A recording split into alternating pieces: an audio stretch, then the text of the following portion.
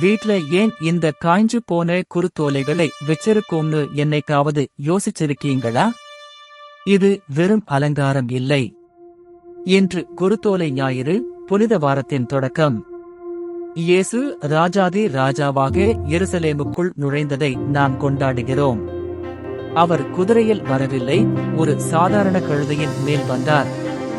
மக்கள் தங்கள் ஆடைகளையும் குருத்தோலைகளையும் வழியில் விரித்து ஓசன்னா என்று முழங்கினார்கள். இந்த குருத்தோலைகள் வெற்றியின் அடையாளம்.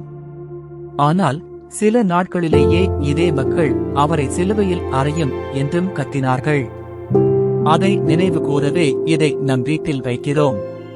அடுத்த ஆண்டு இந்த ஓலைகளை எரித்துத்தான் திருநீற்று புதனுக்கான சாம்பல் தயாரிக்கப்படும். இது ஒரு முழுமையான விசுவாச பயணம். இந்த புனித வாரத்தில் இயேசுவின் கல்வாரி பயணத்தை பின்தொடர்வோம். மேலும் ஆன்மீக தகவல்களுக்கு சப்ஸ்கிரைப் செய்யுங்கள்.